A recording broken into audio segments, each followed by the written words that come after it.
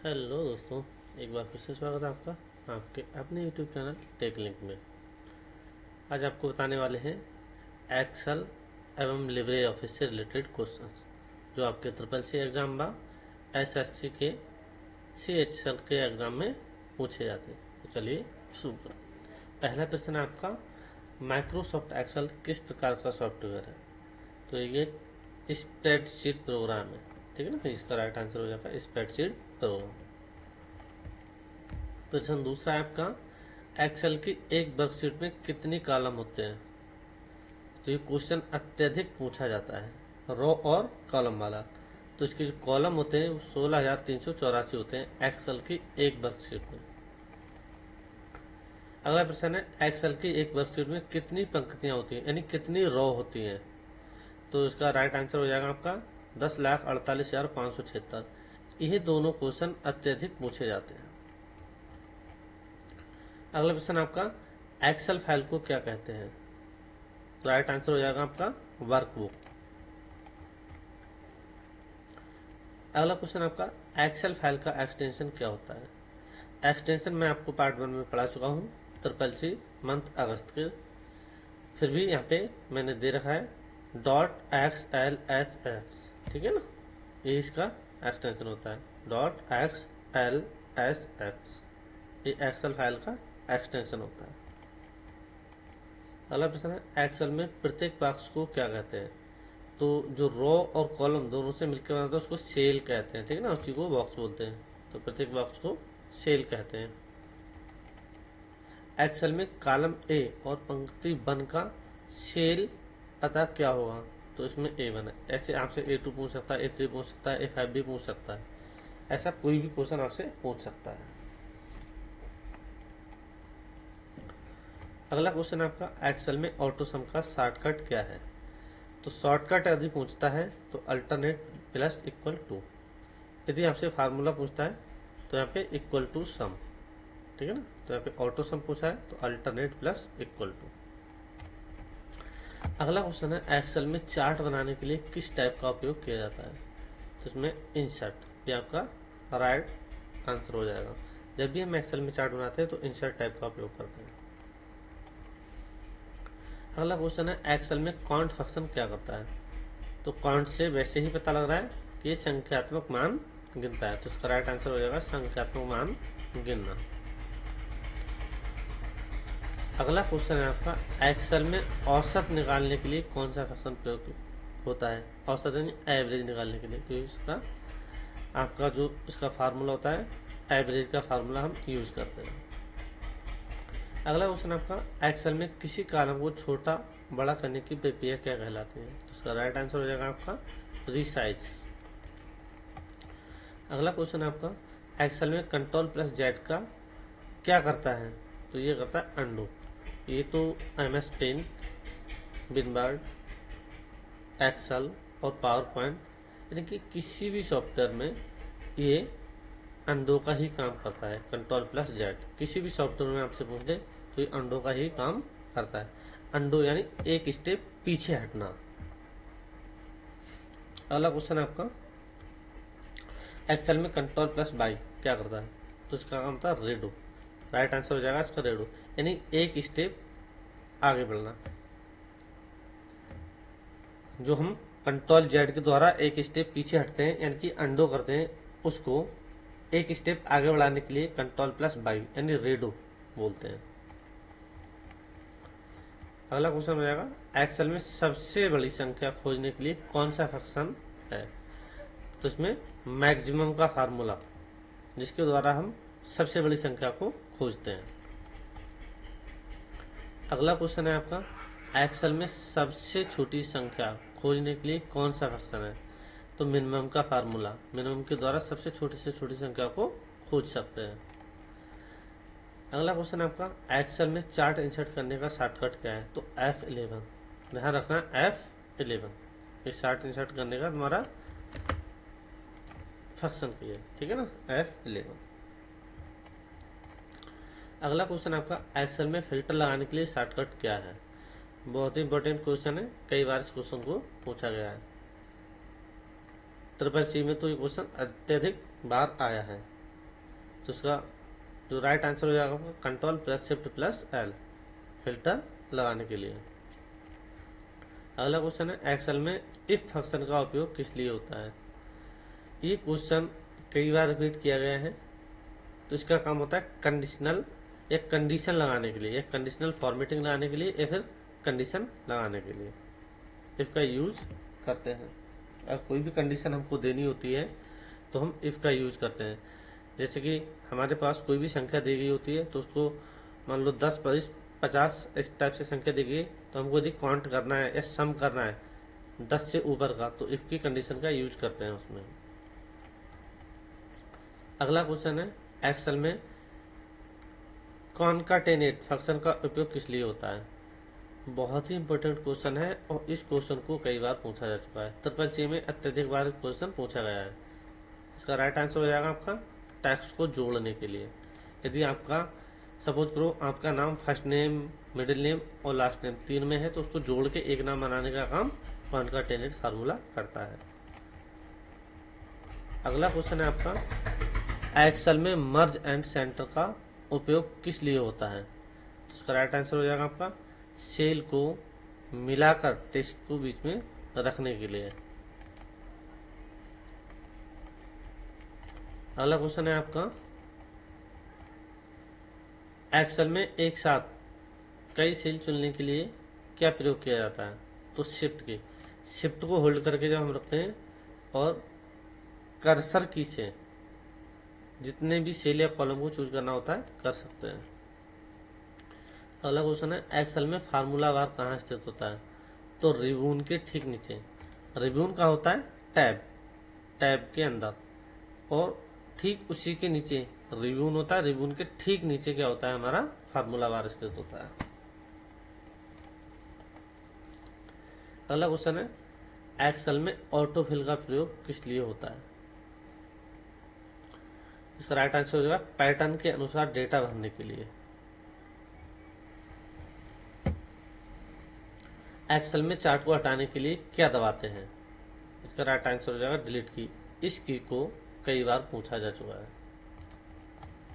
अगला क्वेश्चन है आपका एक्सेल में फाइंड करने का शॉर्टकट क्या है। तो control plus F. Control plus जो एफ है फाइंड करने का, ये विनवर्ड एक्सेल पावर पॉइंट सभी में सेम रहता है। अगला क्वेश्चन है आपका एक्सेल में रिप्लेस करने का शॉर्टकट क्या है। तो कंट्रोल प्लस एच। ये भी सभी में सेम ही रहता है।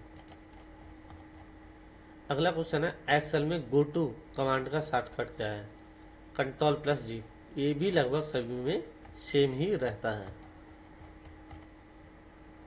एक्सेल में फ्रीज पेज का उपयोग किस लिए होता है। इसका राइट आंसर हो जाएगा आपका हेडिंग को स्क्रॉलिंग के दौरान स्थिर रखने के लिए, यानी कि इसको लॉक करके रखने के लिए। जब भी हम अपना कॉलम या रो को इधर उधर करते हैं तो जो हेडिंग होती है उसको हम फ्रीज कर देते हैं या फिर लॉक कर देते हैं, उसी को फ्रीज पेज बोलते हैं। अगला क्वेश्चन है एक्सेल में स्पेलिंग चेक करने का शॉर्टकट क्या है, यानी कि ग्रामर का पूछ रहा है ये, तो इसका हो जाएगा F7।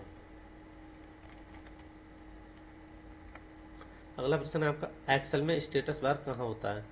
तो सबसे नीचे। स्टेटस बार जो है वो किसी भी सॉफ्टवेयर का हो सबसे नीचे होता है। एक्सेल में सम 10, 20, 30 का परिणाम क्या होगा। तो इसका राइट आंसर हो जाएगा 7। ऐसे ही आपको कोई भी सम का फार्मूला देखने को यदि मिलता है तो जो भी उसका सम होता हो वो आपको लिखना है। यदि उसमें बीच में मल्टीप्लाई या माइनस दिया गया होता है तो घटा के लिखना है, और मल्टीप्लाई दिया गया होता है तो मल्टीप्लाई करके ही लिखना है। अगला क्वेश्चन है आपका एक्सेल में काउंट 10, 20, डबल नेटेड टेक्स्ट, डबल नेटेड क्लोज और ब्रैकेट में दोनों को क्लोज कर दिया का परिणाम क्या होगा। तो इसका राइट आंसर हो जाएगा 2, क्योंकि काउंट फार्मूला जो होता है वो सिर्फ गिनती करता है, किसकी, नंबरिंग की, कि कितनी जगह नंबर लिखे गए। अगला है एक्सेल में टुडे फंक्शन क्या देता है। ये क्वेश्चन कई बार रिपीट हुआ है और बहुत ही इंपॉर्टेंट क्वेश्चन है। तो टुडे क्या होता है, जब भी हम एक्सेल में today bracket open bracket close करके एंटर प्रेस करते हैं तो करंट की जो तारीख होती है उसको दे देता है। अगला क्वेश्चन है एक्सेल में now bracket open bracket close function क्या देता है। तो ये भी इम्पोर्टेंट है। तो ये समय और तारीख दोनों को देता है प्रेजेंट की। अगला क्वेश्चन आपका एक्सेल में राउंड फंक्शन का उपयोग किस लिए होता है। तो संख्या को निकटतम मान में बदलने के लिए। इसका राइट आंसर हो जाएगा। अगला क्वेश्चन आपका एक्सेल में सेल रेफरेंस कितने प्रकार के होते हैं। बहुत ही इंपॉर्टेंट क्वेश्चन है, इसको बहुत बार पूछा गया है क्वेश्चन। ये जो आया है आपका, तो इसमें इसके जो आंसर होते हैं 3 प्रकार के होते हैं, रिलेटिव, एब्सोल्यूट और मिक्स्ड। जब भी आप सेल को मर्ज करेंगे तो ये तीनों प्रकार आपको देखने को मिल जाएंगे। अगला प्रश्न है आपका लिब्रे ऑफिस कैल्क किस प्रकार का सॉफ्टवेयर है। तो क्या एक स्प्रेडशीट है। यदि आपसे लिब्रे ऑफिस पूछता है तो या सिर्फ एक्सेल पूछता है तो भी स्प्रेडशीट ही होगा। लिब्रे ऑफिस कैल्क किसके द्वारा विकसित किया गया है। तो किसके, द डॉक्यूमेंट फाउंडेशन। अगला क्वेश्चन है कैल्क की फाइल का डिफॉल्ट एक्सटेंशन क्या है। तो .ods। यदि हम कैल्क की किसी फाइल को सेव करते हैं तो उसके लास्ट में .ods का एक्सटेंशन लगा होता है। एक्सटेंशन आपको पहले भी पढ़ा चुके हैं। अगला क्वेश्चन है लिब्रे ऑफिस कैल्क किस सॉफ्टवेयर का विकल्प है। तो किसका है, MS एक्सेल का ही विकल्प होता है। अगला क्वेश्चन है कैल्क में एक वर्कबुक को क्या कहते हैं। तो क्या कहते हैं, स्प्रेडशीट। यदि हम एक शीट पे काम कर रहे हैं तो उसको क्या बोलते हैं, वर्कबुक। और इसी के लिए क्या बोलते हैं, स्प्रेडशीट। अगला क्वेश्चन है कैल्क की एक सेल को कैसे दर्शाया जाता है। तो रो प्लस कॉलम जुड़ के एक सेल बनता है। अगला क्वेश्चन है कैल्क में सम 10, 20, 30 का परिणाम क्या होगा। ये क्वेश्चन पहले भी मैं आपको बता चुका हूँ, एक्सेल में ऊपर सेम ही होगा, यानी तीनों को जोड़ के 60 आएगा। अगला क्वेश्चन है कैल्क में सेल को एडिट करने का शॉर्टकट क्या है। बहुत बार इस प्रश्न को पूछा गया है और इसका जो राइट आंसर है वो है F2। इस क्वेश्चन को ध्यान से पढ़ लेना। अगला क्वेश्चन है कैल्क में फार्मूला बार कहाँ स्थित होती है। तो किसमें होता है, मेनू बार में। इसका राइट आंसर हो जाएगा। अगला क्वेश्चन है कैल्क में सेल को मर्ज करने का विकल्प कहाँ मिलता है। तो फॉर्मेट मेनू में। यदि किसी कैल्क में हम सेल को मर्ज करने का विकल्प कहाँ मिलता है, ये खोजते हैं तो कहाँ मिलेगा हमें, फॉर्मेट मेनू में। जहाँ भी हमारी फॉर्मेटिंग लगती है वहाँ पे इसका ऑप्शन हमें मिलता है। अगला क्वेश्चन है कैल्क में एक से अधिक शीट को क्या कहते हैं। तो क्या कहते हैं, वर्कबुक। हम जितनी भी शीटों को यूज करेंगे उसको क्या बोलेंगे, वर्कबुक। और एक शीट को क्या बोलेंगे, स्प्रेडशीट। अगला क्वेश्चन है कैल्क में चार्ट बनाने का शॉर्टकट क्या है, F12। ये एक्सेल में और कैल्क में दोनों में पूछ सकता है, तो भी उसका भी 12 होगा, इसका भी 12 होगा। अगला क्वेश्चन है कैल्क में कंडीशनल फॉर्मेटिंग का उपयोग किस लिए होता है। तो शर्त के अनुसार फॉर्मेटिंग करने के लिए। अगला क्वेश्चन है आपका कैल्क में करेंसी सिंबल लगाने का शॉर्टकट क्या है। इस क्वेश्चन को कई बार पूछा गया है। Ctrl+Shift+4।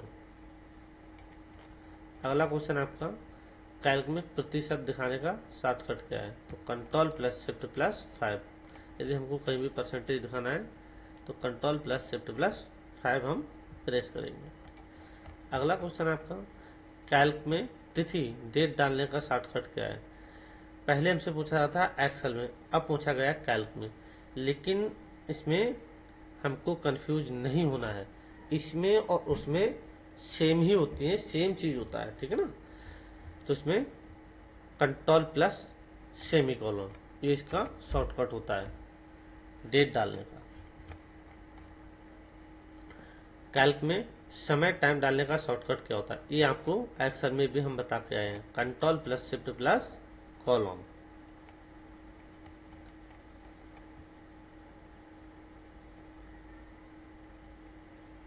अगला क्वेश्चन है आपका कैल्क में कॉलम इंसर्ट करने का शॉर्टकट क्या है।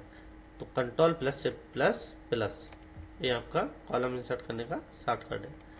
अगला क्वेश्चन है आपका, कैल्क में रॉ डिलीट करने का शॉर्टकट क्या है? तो कंट्रोल प्लस माइनस, ये रॉ को डिलीट करने का शॉर्टकट है। अगला क्वेश्चन है आपका, कैल्क में डिफॉल्ट फॉन्ट कौन सा होता है? ये क्वेश्चन बहुत बार पूछा गया है, अत्यधिक बार इसको पूछा गया है। तो कैल्क में जो डिफॉल्ट फॉन्ट होता है वो होता है लिबरेशन सैंस। अगला क्वेश्चन आपसे, कैल्क में डिफॉल्ट फॉन्ट का साइज क्या होता है?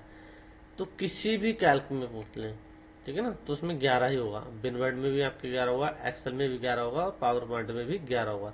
ये रहता ही 11 है, इसके बाद हम इसको चेंज कर सकते हैं, ठीक है ना। तो किसी भी क्वेश्चन आए कि कैल्क में, लिब्रे ऑफिस राइटर में या लिब्रे ऑफिस इम्प्रेस में, किसी में भी फॉन्ट का साइज आपसे पूछता है तो उसमें 11 ही रहेगा। अगला क्वेश्चन आपका, कैल्क में डाटा सॉर्ट का उपयोग किस लिए होता है? तो डाटा को आरोही से अवरोही क्रम में लगाने के लिए। अगला क्वेश्चन है आपका, कैल्क में इफ फंक्शन का उपयोग कब किया जाता है? तो उसका राइट आंसर हो जाएगा आपका शर्त की जांच करने के लिए। जब हमको कोई कंडीशन लगानी होती है तब हम इफ का यूज करते हैं। अगला क्वेश्चन है, कैल्क में फिल्टर का उपयोग किस लिए होता है? तो डाटा को छांटने के लिए। अगला क्वेश्चन आपका, कैल्क में पाइवट टेबल का उपयोग किस लिए होता है? बहुत ही इंपॉर्टेंट क्वेश्चन है, ध्यानपूर्वक पढ़ लेना इसको। तो डाटा का विश्लेषण करने के लिए हम पाइवट टेबल का उपयोग करते हैं। अगला क्वेश्चन आपका, कैल्क में डिफॉल्ट फाइल फॉर्मेट क्या है? ये 2 बार आ चुका है।